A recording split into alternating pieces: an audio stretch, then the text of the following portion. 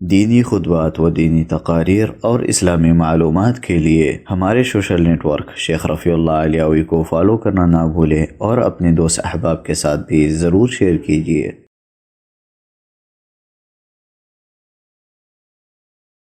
السلام علیکم ورحمۃ اللہ وبرکاتہ۔ الحمد للہ کفی وسلام علی عبادہ الذین اصطفی، اما بعد۔ معزز سامعین کرام و مشاہدین اعظام، آج کی اس نشست میں لے کر کے حاضر ہوں توحید کی اہمیت اور اس کی فضیلت۔ میرے بھائیوں، توحید اسلام کا سب سے عظیم رکن ہے۔ ارکان اسلام میں عقید توحید کو اہم ترین مقام حاصل ہے۔ یہ دین کے عظیم ستونوں میں سب سے بڑا ستون ہے۔ کوئی شخص دائرہ اسلام میں داخل نہیں ہو سکتا حتیٰ کہ وہ توحید کی گواہی دے، اللہ کی عبادت کا اقرار کرے اور اللہ کے سوا ہر شے کی عبادت کی نفی کرے۔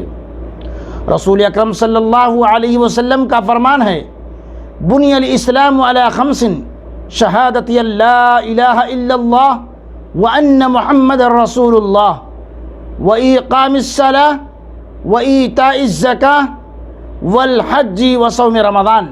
صحیح بخاری کی روایت ہے۔ اسلام کی بنیاد 5 چیزوں پر رکھی گئی ہے۔ نمبر 1، اس بات کی گواہی دینا کہ اللہ کے سوا کوئی مستحق عبادت نہیں اور محمد صلی اللہ علیہ وسلم اللہ کے رسول ہیں۔ نمبر 2، نماز قائم کرنا۔ نمبر 3، زکوٰۃ ادا کرنا۔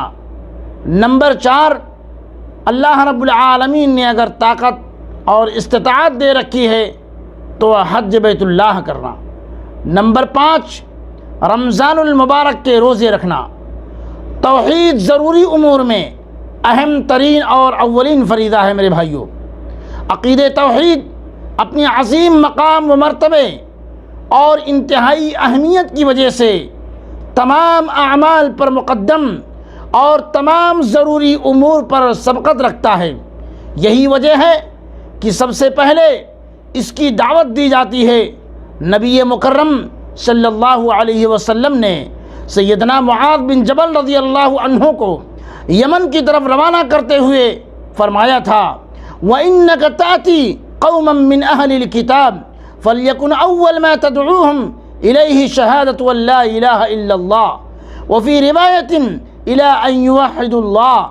تم اہل کتاب کے قوم کے پاس جا رہے ہو، تم انہیں سب سے پہلے اس بات کی گواہی کی طرف دینا کہ اللہ کے سوا کوئی معبود برحق نہیں۔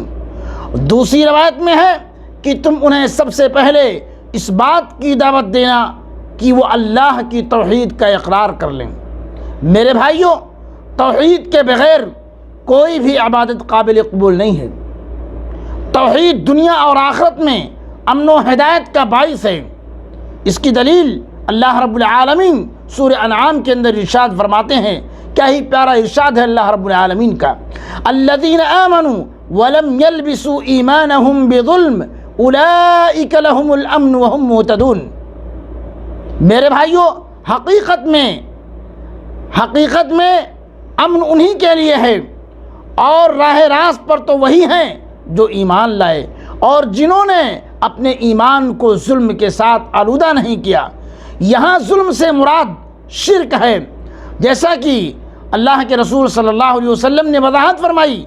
امام ابن کثیر رحمہ اللہ علیہ اس آیت کی تفسیر میں فرماتے ہیں، وَلَمْ يَلْبِسُوا إِيمَانَهُمْ بِظُلْمٍ۔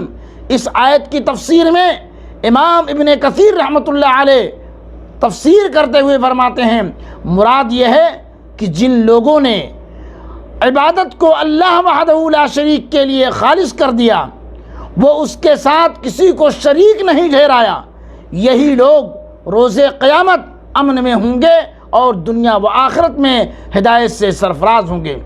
کون لوگ؟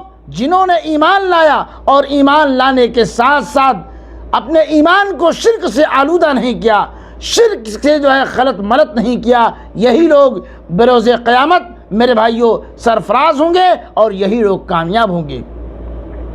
پس جو شخص کامل توحید پر کاربند رہتا ہے اس کا مکمل امن اور کامل ہدایت نصیب ہوتی ہے اور وہی بلا عذاب جنت میں داخل ہوں گے۔